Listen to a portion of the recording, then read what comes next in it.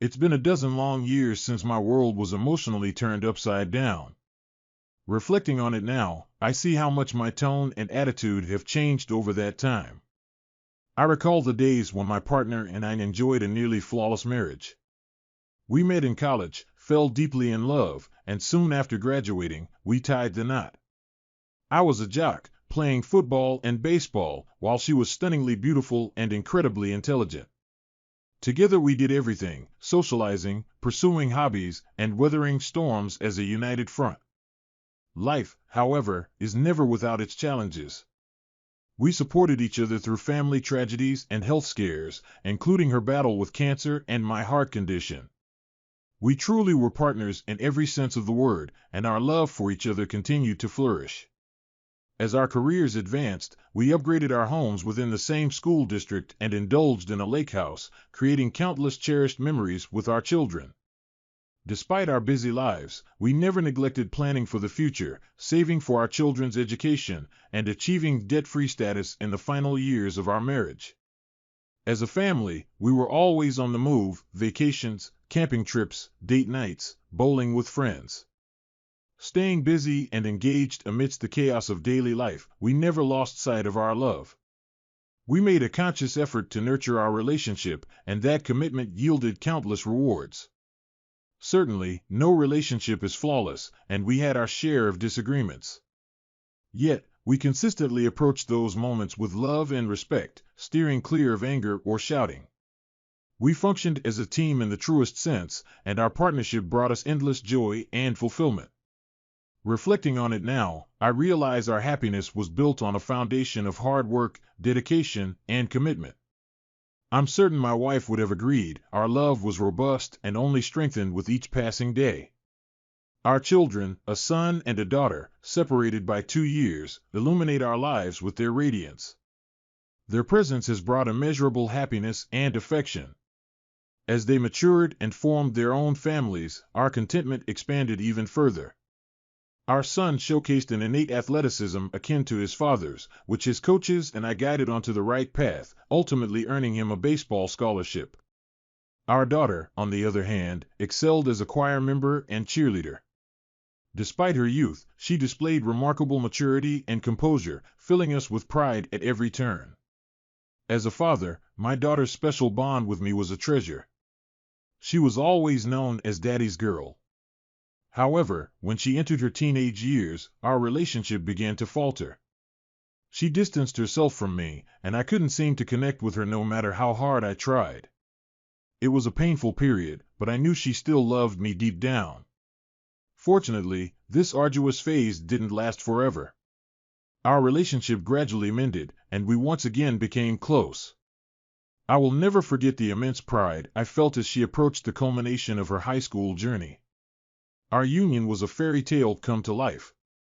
I exhausted every strategy in my arsenal, from lavishing her with endearments and attention to attempting novel undertakings as a team. I went to extreme lengths to enhance my physical appearance, hopeful that it would reignite her harder for me. However, it felt like grasping at smoke. The more I tried, the more elusive the solution appeared. My spouse became increasingly distant, and a sense of foreboding enveloped me. When she expressed her desire for divorce, my world crumbled. How could this be happening? What had gone wrong? The shock and perplexity were insurmountable, not only for me but for our children as well. I could sense the pain and confusion in my own words as if it was seeping through the screen. Losing someone so important, so integral to my life, was a pain that I wouldn't wish on anyone. The fear of the unknown, the uncertainty of what was happening to my marriage, was evident in every sentence I uttered. One night, I sat down with my wife and asked her if everything was okay. At first, she brushed off my concerns, telling me that she was just tired from work and that it was nothing to worry about. However, I knew my wife better than that and persisted until she finally broke down and told me the truth. She had been feeling disconnected from me for some time and wasn't sure if she was happy in our marriage anymore. I was stunned. I had no idea that my wife had been feeling this way. I asked her what I could do to make things better, but she didn't know. She just knew that something had to change. Over the next few weeks, I worked hard to reignite the spark in our relationship.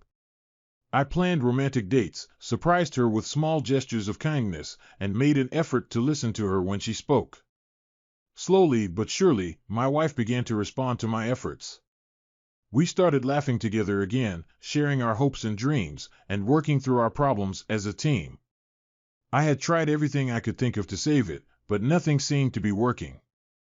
The desperation in my voice was palpable, my heart breaking with every passing moment.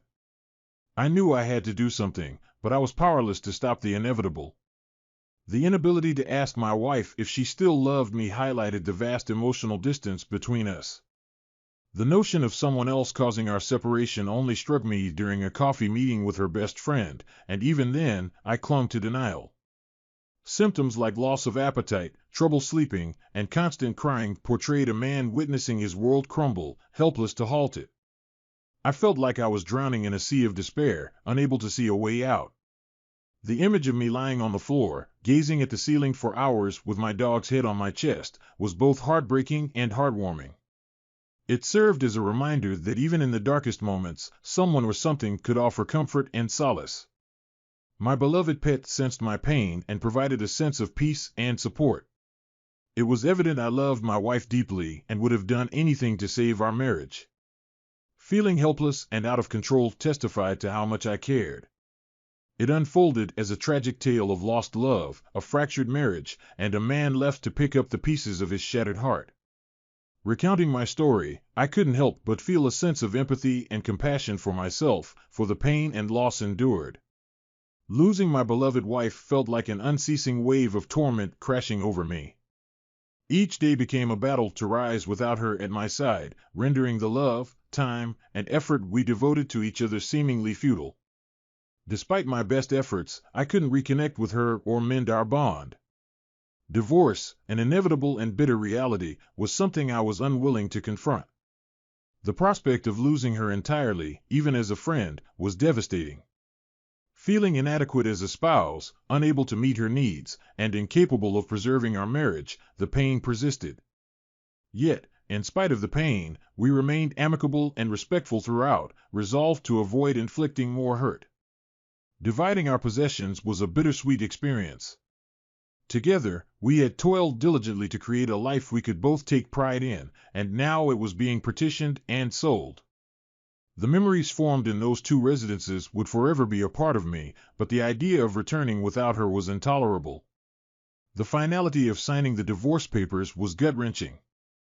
I could see the tears in her eyes, and I knew she was hurting just as much as I was. It felt like a final goodbye, as if a piece of my heart was being ripped out. The pain of losing a long-term partner is enduring, leaving a scar that time may soften but will always remain.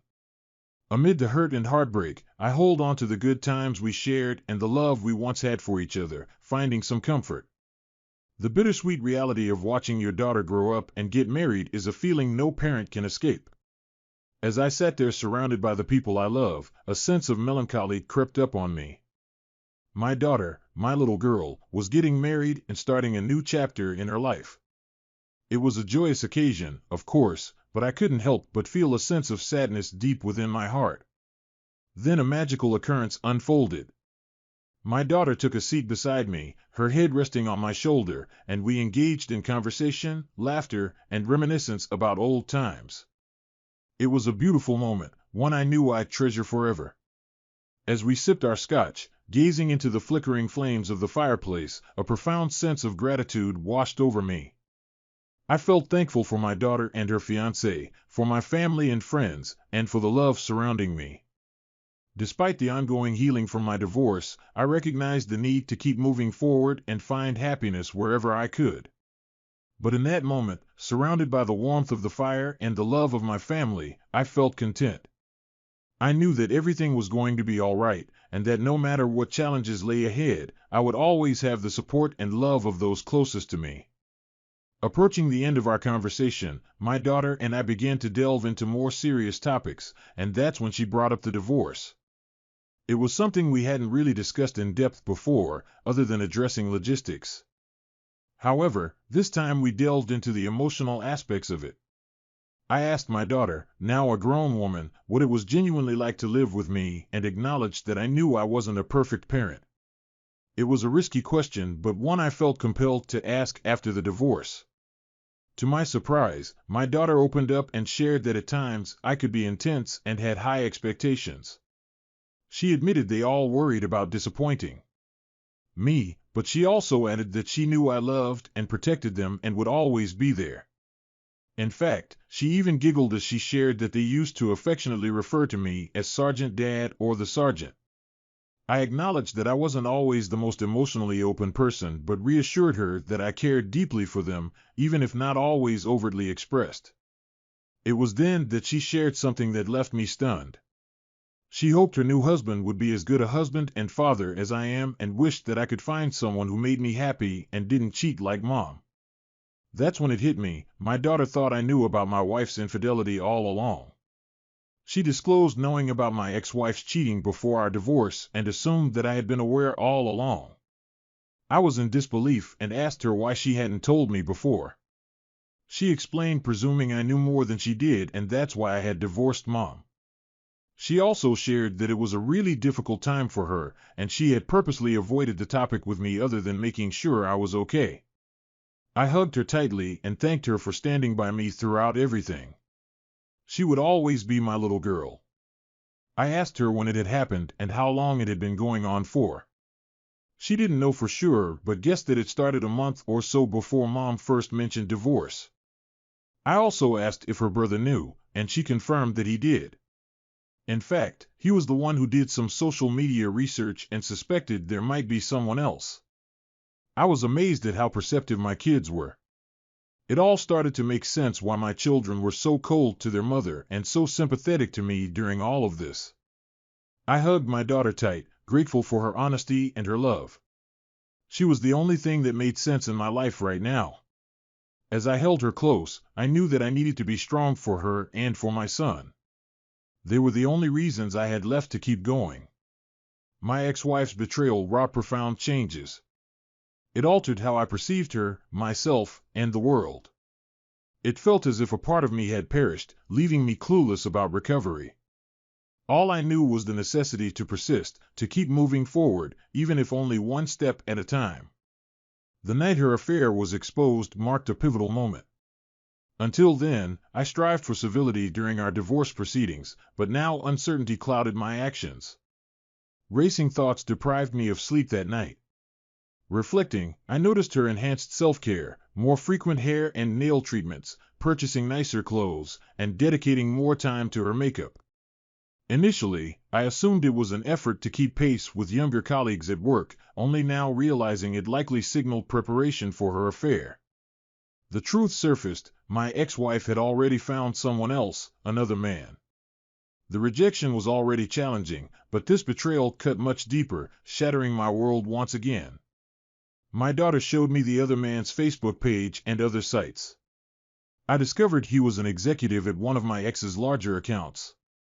Though his posts didn't mention my ex by name, they strongly suggested an infatuation with someone sounding exactly like her. Despite my daughter's comment about him not being as good-looking as me, seeing my ex-wife with someone else was painful. I immediately severed all communication with my ex-wife, ignoring texts and calls, even avoiding contact with her friends. The fact that her best friend never followed up made me wonder if she had been aware of the affair all along. But one night, overwhelmed with anger and hurt, I broke into my ex-wife's house, determined to destroy everything in sight. I smashed her belongings, poured bleach on her clothes, and defaced her family photos. I wanted her to feel the pain and betrayal I had experienced upon discovering her infidelity. Amid my destructive rampage, my ex-wife suddenly appeared. Expecting outrage and authorities to be called, I was surprised when she looked at me with a mix of sadness and pity. Her response shocked me.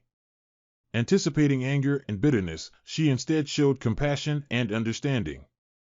She asked for my forgiveness, confessing that she had cheated on me and was too ashamed to tell me during the divorce. At that moment, my anger dissipated. I realized my ex-wife had been suffering as well, and my actions had only caused more pain. A week later, my daughter got married, and both my ex and I attended. Still feeling angry and hurt, I tried to focus on my daughter's special day. Despite losing over 20 pounds due to stress and increased workouts, I felt good in my tailored tux. As I walked her down the aisle, during the ceremony my ex looked stunning, wearing everything she knew I liked. Despite this, I didn't say a word to her, still angry about her deception. I pulled away when she tried to hold my hand during the vows. I also ensured that our thighs and shoulders didn't touch during the picture session. I didn't engage with my ex, focusing on joking with my daughter and everyone else. When we got to the reception, I was relieved to find prearranged seating, so I sat next to my daughter. My ex was seated a few chairs down, which must have been difficult for her at that point. I don't think she realized I knew about her affair. I made no mention of my ex in my heartfelt father of the bride toast, treating it as if she played no role in raising our daughter. During the father-bride dance, despite her tears, I intentionally avoided looking in her direction. Although we were supposed to dance with both sets of parents, I chose to skip it entirely. The rest of the evening was spent joyfully with my daughter, son, and new son-in-law, successfully sidestepping my ex. I didn't witness her departure, so I'm uncertain how long she stayed, but she appeared melancholy every time I saw her.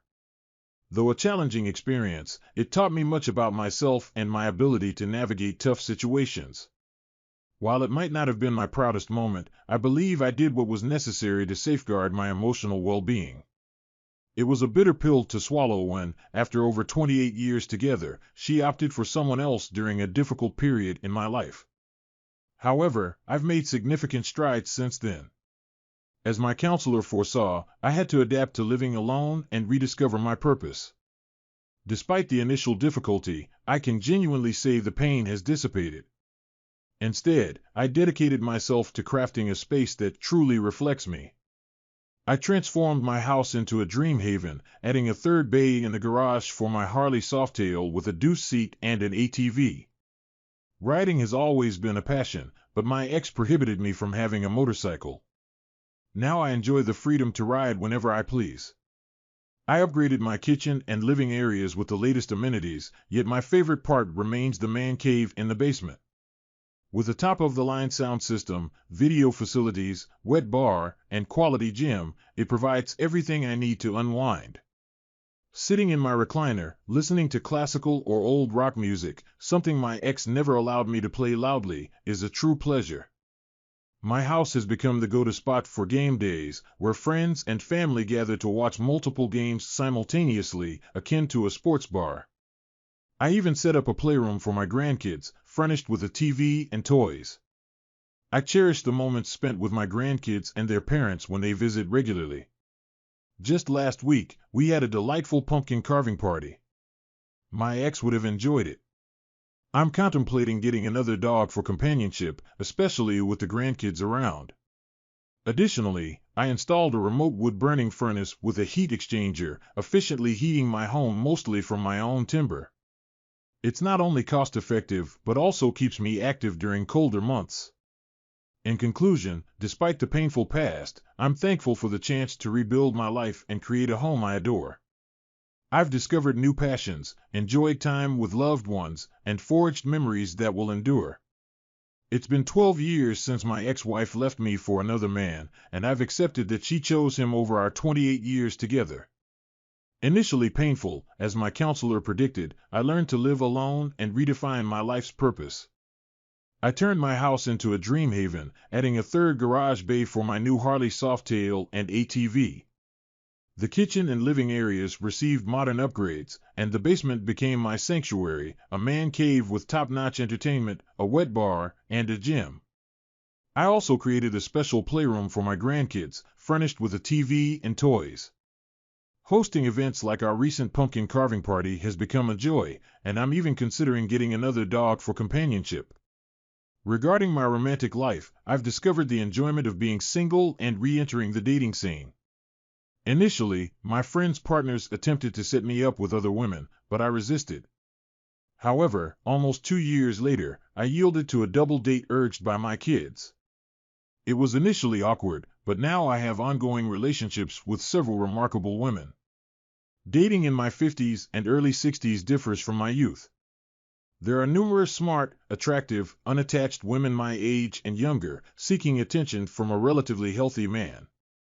You don't need to be a superstar. Being respectful, attentive, confident, and most importantly, fun is crucial. I'm entirely honest about not wanting a wife or an exclusive relationship. I exercise caution and am highly selective, avoiding married women or seeking only one-night stands. I must genuinely like her, have fun, enjoy her company, and sense the same reciprocation. I take them to concerts, ball games, camping, backyard cookouts, dinner, theaters, and other activities before getting too close. Adjusting to the idea of non-exclusivity and not succumbing to jealousy or possessiveness took time. I realized I can't control my partner, and that's okay. It's part of the arrangement. I enjoy dating without the pressure of exclusivity, refreshing for both me and my lady friends. If something more closeness happens naturally, that's great, but I don't pressure or seduce them into it. I have a couple of longtime lady friends with whom I've never been close, and that's okay too. Overall, I'm living my best life, grateful for the experiences and people within it. Being a private pilot for many years, I relish flying my own small, experimental amateur-built plane. Unfortunately, my wife never shared my passion. To address this, I've invited each of my lady friends to fly-ins and short trips. I even take them on breakfast or lunch trips on my Harley, a popular outing known as the $100 hamburger. Each of these special women has her own passions, and I've tried to share in those as well. I've climbed Mount Baker after months of training, earned my PADI open water dive certificate, and even gone skydiving in tandem with them. Surprisingly, I enjoyed attending the opera with one of them. However, my most memorable experience involved crashing wedding parties at city parks, mingling with guests, enjoying their offerings, contributing to collections, and throwing $100 in the collection jar or money tree. Although I spend a lot of time with these women, more often than not, I'm home alone or cuddling with one while watching Netflix or listening to her favorite music. The point is, these women push me to do things I would never have done on my own. I still struggle with wanting these women exclusively, especially the wedding crasher who is the whole package. But I know I cannot allow myself to think that way. Shortly before COVID, I went on a 7-day cruise with 3 attractive women. I had only dated and been close with one before the trip, but all 3 were fun and flirty. We laughed and had the best time, going on day excursions and dancing and partying on the ship every night. It was probably the best vacation of my life, except for some memorable trips with our preteen kids. At the end of the cruise line representative approached me and asked if I would like to go on future cruises at unbelievable discounts. Apparently, they needed more older, single men to dance and interact with all the single ladies and widows. As flattering as it was, I couldn't help but feel like a gigolo. Though I'm living my best life, I acknowledge that my ex-wife may not be as fortunate. I've heard that her relationship with the other man endured for about 3 years. Nevertheless, I didn't delve into the specifics or inquire if they lived together. It's no longer my concern. I started responding to her texts and emails around 5 years ago to accommodate my kids, but our communication mostly revolves around sharing information and pictures about the kids and grandkids. My ex-wife expresses a desire to discuss the divorce and the affair, answering any questions I may have. However, I lack the inclination to delve into those details. I see no benefit, so I simply disregard those particular emails. We've encountered each other at weddings and funerals, exchanging polite greetings. The last in-person conversation occurred at our newest grandson's christening. She still looked attractive but older, as we all do. We spent over 2 hours discussing the grandkids and reminiscing about fond memories. Though I occasionally mourn the loss of my marriage, these are undeniably the golden years. The duration of this phase remains uncertain, but my ex-wife and I have recently committed to supporting each other as we age. She is the mother of my children and the grandmother of my grandchildren, and we were married for 28 years. We've even signed HIPAA and medical directive forms for each other. While we are no longer a couple, my daughter has observed that I am more content and easygoing than before. The change I attribute to my retirement last year. The liberation from job pressures and office politics has significantly impacted my daily attitude. These are genuinely the golden years, and I'm grateful for this newfound freedom. Occasionally, I still lament the end of my marriage, especially when confronted with old photos or places that evoke memories of our shared past. Recently, my ex-wife has invited me to dinner at her condo or on a date, a topic my daughter has brought up several times. Interestingly, my ex isn't involved with anyone and hasn't been for years, raising questions about the purpose behind their sudden interest in my social life. While intrigued, I approach the situation cautiously. I'm uncertain if there's a collective effort against me, but I trust my daughter's intentions, knowing she would never allow me to be hurt again. In any case, I am content with my current life, whether single or in a relationship. I cherished my married life with my wife and now appreciate the freedom of my single life. Whatever unfolds, life continues, and I'm assured that I will not be alone in my old age, regardless of whether I reunite with my ex.